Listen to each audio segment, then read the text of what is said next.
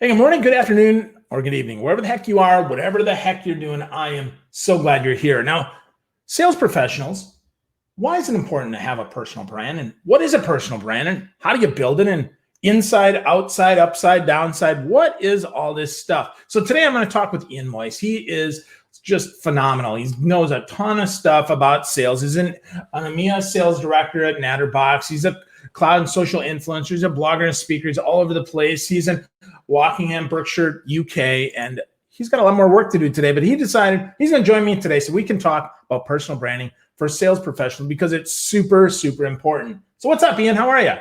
Hey, Phil. Good to speak. Good. And as you say, lucky to be in the position, very busy at this point in time. So I feel for those who aren't, but hopefully we can give some context and advice even for those today that they can make use of this challenging time. Absolutely. Absolutely. Well, let's start. Let's define a personal brand because it gets bandied about and not always clear on what the heck is going on. So let's talk. What is a personal brand to you, Ian?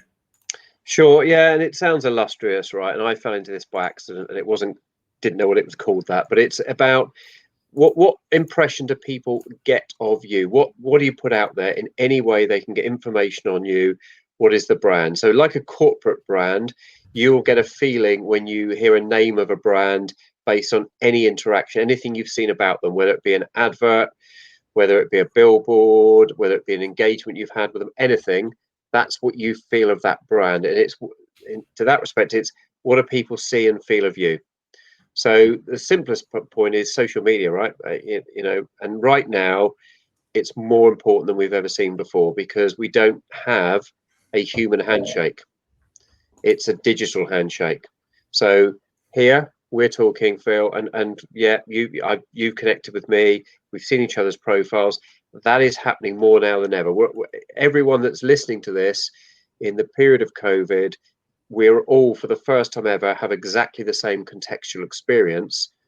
And most of the people, and certainly ones listening to this, you do it now, but have been on these sort of things, right? Web conferences, whether it's Zoom, Hangouts, Teams, whatever it is, the adverts are on TV.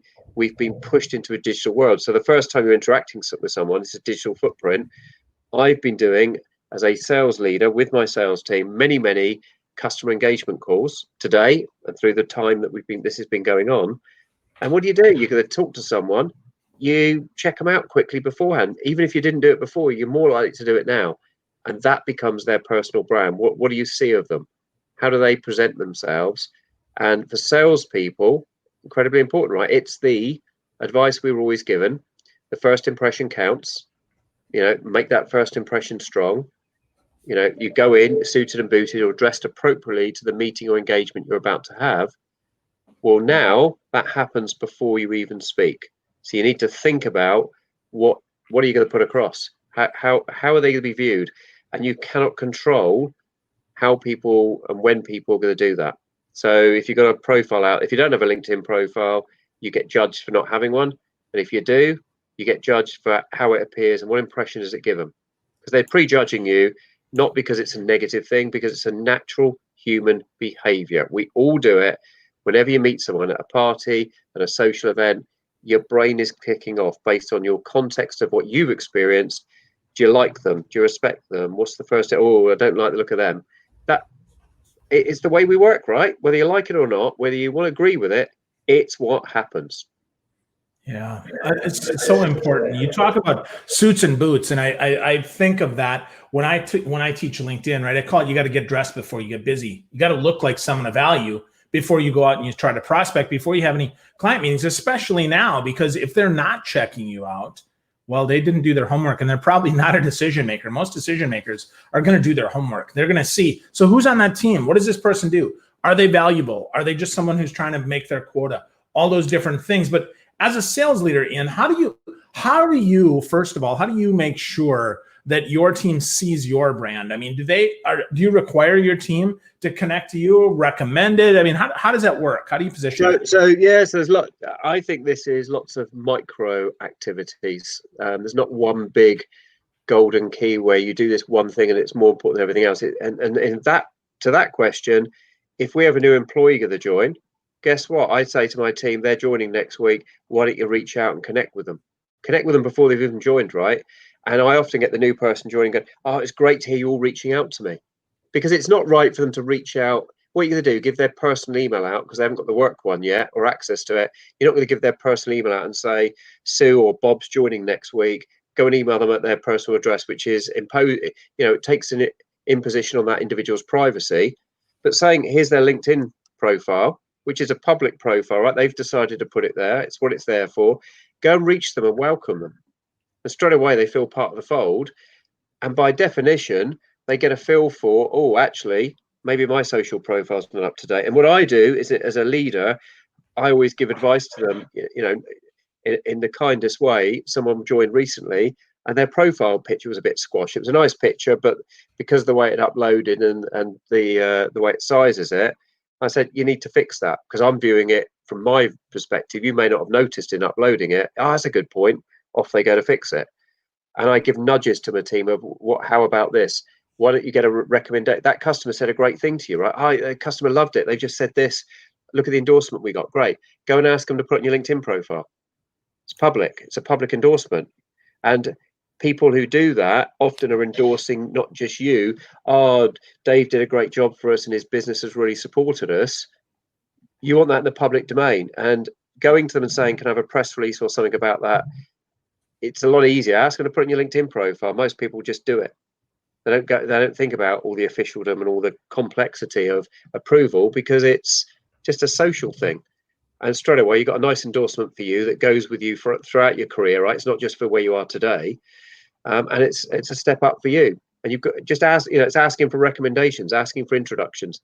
Beautiful platform to do it, but salespeople I see forget to do it.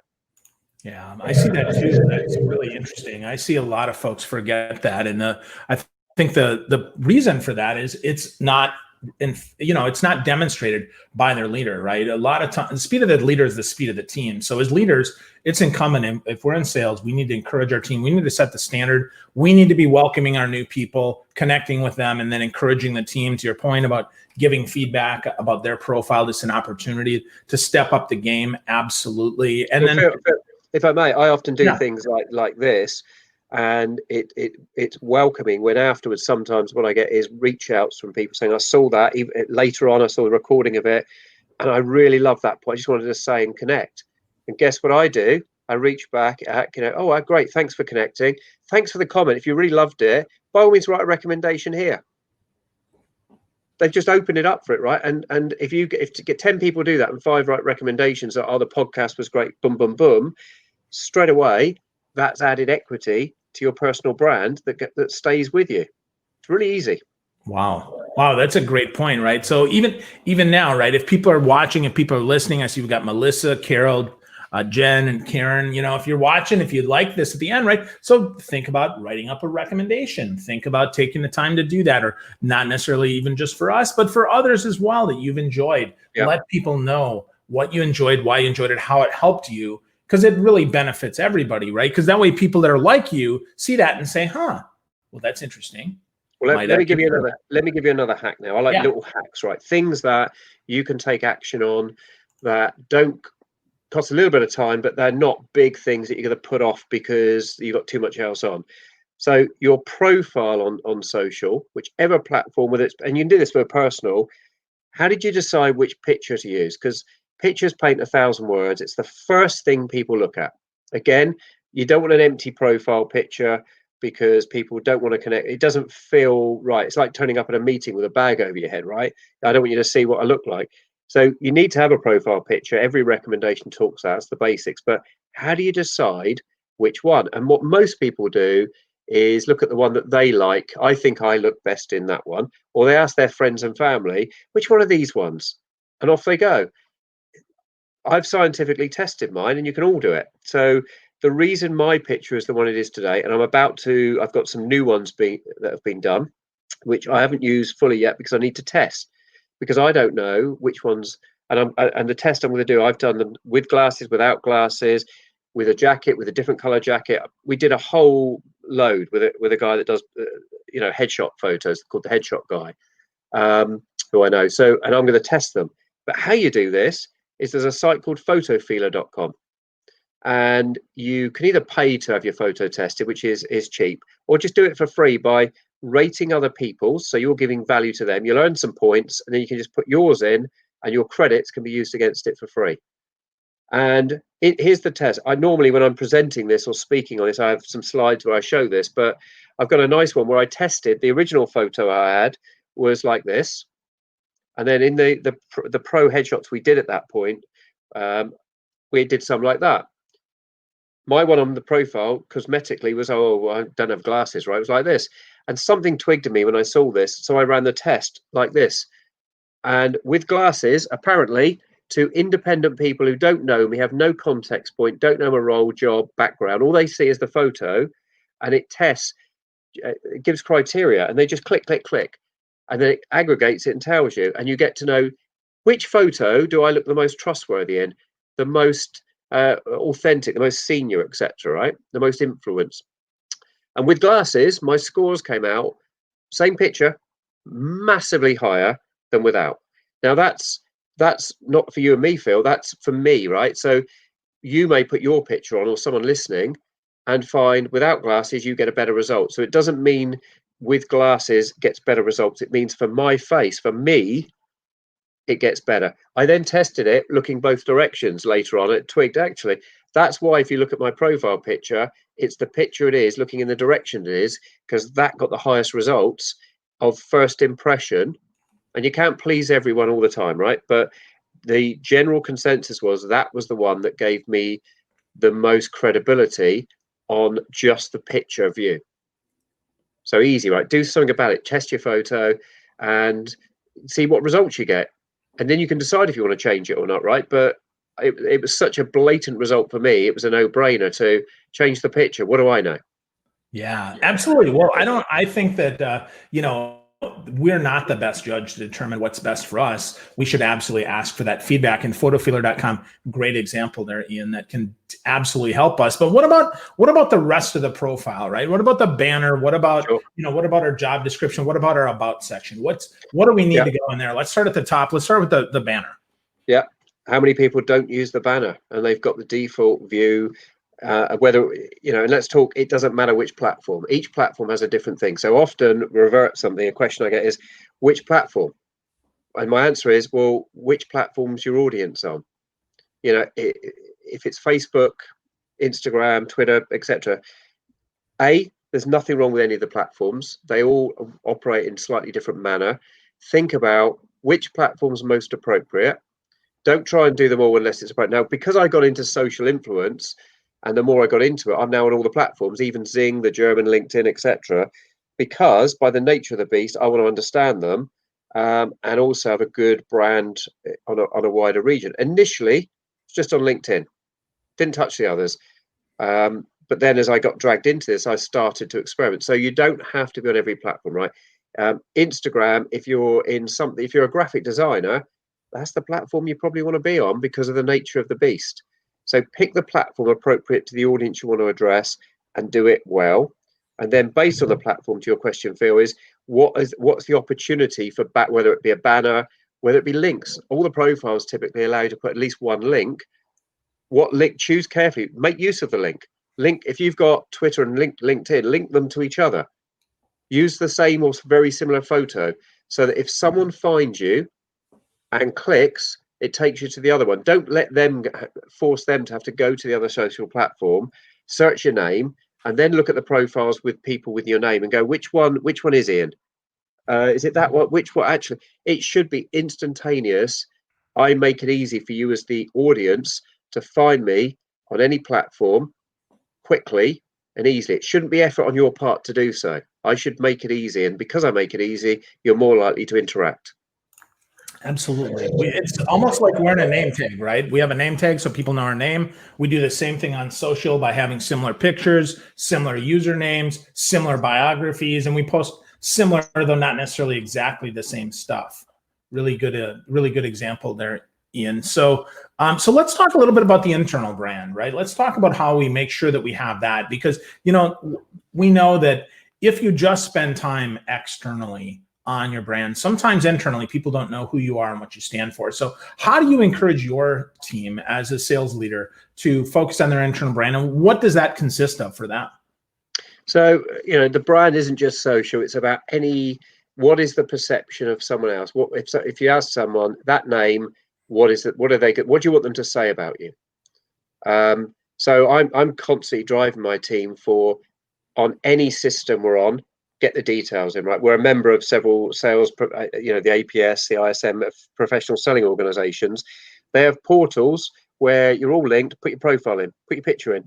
I hate it when people just have a profile. The profile gives you space to use, whether it be your title, your bio, whatever it is. Make use of it. It's there for free. Make yourself look good wherever it is. If it's on these sort of platforms, if you use Hangouts or if you use Skype, you can have your profile picture. Again, use the same one. Fill it in. Don't leave it blank. For a little bit of laziness, you just look a little bit slack, right? And sales is about first impressions and what people judge you by. People don't just buy the product and the company. They buy you as an individual and the interaction they have with you. Make every interaction as professional and as consistent as possible. So, for example, I'll twist it a little bit. During COVID, what have you got your teams doing? This is a valuable time. Yes, if you're up and running as we are, we're lucky enough to be in a technology sector of the market that is needed right now with cloud telephony. But whatever's going on, make positive use of the time. So I have my team. We work in the Salesforce ecosystem, who offer what are called Trailheads, online learning system, learning management platform. And there's 800 courses. I've got them, guys, let's get our grades up on that as part of what you're doing. Try and spend half an hour a day. Let's learn something and also improve our equity. And you get badges. And guess what? Those badges, put them on your LinkedIn profile that you've done something. And if you ever get asked at the end of this, the biggest question everyone's going to get out of COVID at some point is, what did you do during that period? If you have to go for an interview in 2 years' time, I bet someone, without even thinking, is going to ask it, because we've all been through it, and it's an obvious, relaxed question. Come up with have a good, positive answer. It shows your character and what you achieved. Yeah, definitely. Well, that also, again, shows internally. You get to set the example for the team. You get to show others, that you're stepping up. And frankly, in sales, right, if right now is a time where all your team is doing is building a relationship and maybe not able to build as much pipeline or as much quota attainment as you'd like, the fact that they're learning, they can still get their competitive juices flowing, still be valuable in that. And I love to hear that as a sales trainer, Ian, because that's really important, right? This is a critical time. We have a choice whether to move forward or to retreat. And I think it's important that even if we can't push the business forward, we should push ourselves forward and try to improve and try to get better. Yeah, I think you had a good point. It's about leading by example, right? So don't go and ask your team. I've seen people go and get their team to do something they haven't done themselves. So I've gone through the trailhead and I've put my time into it. I'm not asking them to do something I'm not prepared to do myself. I treat myself as part of the team. So if I'm asking you to step up, I'm stepping up myself and I'm doing it first and leading by example. It's pretty basic, though.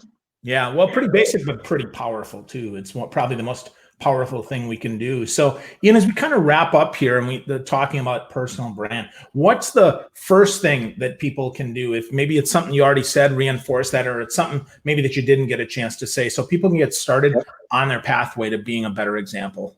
Yeah, so I'm going to whack off a few quick hacks. So one is, look at your photo, test it. Don't just rely on what you've done because it's a good photo and you like it. Two, look at your bio, look at how you present yourself on there, make it more personable. A big failure everyone does is makes on the profile tends to make it very factual. You're a human being. If you met someone in person, you don't talk robotically. Change your profile from being robotic. So take a look at mine's not perfect. I'm always adjusting and plagiarizing, looking at what others do. But I learned that, and I talk around, at 14, I got into computing, boom, boom, boom. So it's a little bit of a story. The LinkedIn connection, I'll give you a better one there, Phil, so that's correct. But if you want to go to LinkedIn for me, go to ianmoyse.co.uk. If you want me on Twitter, go to ianmoyse.cloud. So there's another easy you can get your own URL really cheaply. And rather than type that in that's on the screen there, ianmoyse.co.uk is a lot easier, right? And I can remember it. I can remember the LinkedIn one with all the bits and bobs. So again, I've made it easier and more professional as a personal brand for a few dollars or bucks or pounds a year to register my own domain and just map it. Thank you. A lot easier, right? A lot more friendly. That'll take to my LinkedIn profile, ianmoyse.cloud, Twitter, and I've done it for all my social profiles.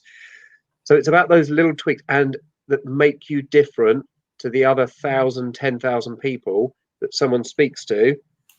And on those profiles, think about creating your own content. You know, write a blog during COVID, create a blog. And I've advised a few people on this. Content, engage, you know, insightful content on there that you've created yourself. And on LinkedIn, you can post your own content. It's like your own blog without having to worry about WordPress or going and setting anything up. Just create an article on there and you can format it and put pictures in and make it interesting. Again, have a look at my profile. There's some examples. You've all got insight, you've all got experience, whether it be working from home. The challenges of working from home.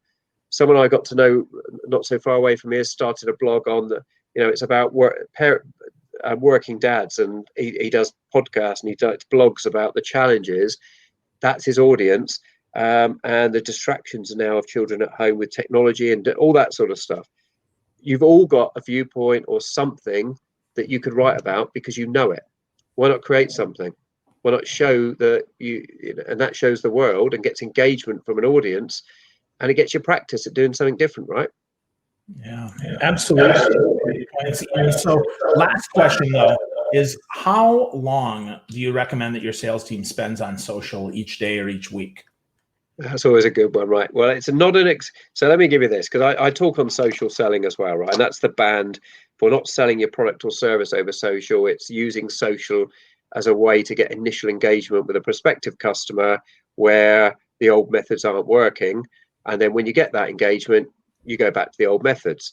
So my guidance is, it's not an excuse for not picking up the phone and doing what you always do, right? So if you can pick up the phone, whilst I endorse social selling, Bright, all this stuff, if you can pick up the phone and a prospective customer answer, you can have a real world conversation, do it. Where you can't get to them because they're filtered, and right now, who got the phone, can't get the office, social is a way to engage and start to engage with that person. So that's one way your personal brand needs to be good, because if it looks poor, if you reach out to someone or try and engage, first impression counts. They don't look professional or credible, you've lost the game. But think about, if you're trying to engage with someone on social, look at their content they post, you know, like their content. Maybe if you've got relevant comment to make comment. Not, you should talk to us because we're brilliant, you're selling. It might be, I love the article you just posted or shared, but I didn't agree with that point because I read this. Anything that gets genuine, authentic engagement. So to your answer, how much time? So it's a difficult one. I don't mandate them. What I don't expect is they've spent 12 hours a day just on social media and haven't done anything else, right? It needs to be slotted in. It's a tool in your kit bag, like anything else. It is just another tool in there. So don't always use the screwdriver. Use the hammer where the hammer's the right job to put the thing in the wall. But you don't just use a hammer for everything, right? So it's balancing it. You now have a new tool in the kit bag. Use it where it's appropriate for the job in hand. Absolutely. Absolutely. Good stuff, Ian. So folks, if you're listening, you're thinking, boy, I want some more of this guy, definitely go connect with Ian on LinkedIn. Real easy, ianmoyse.co.uk. Otherwise, check him out on other channels as well. You can connect to everything off of his profile. And if you have more questions about the personal brand and why it's so important, I encourage you, listen to this again, right? It's not about the amount of time you spend, but the way that you use the tool, how you can get that done. So Ian, thanks so much for your time today. I really appreciate learning with you, man. This was really helpful. Pleasure. Thank you. Take care, everyone.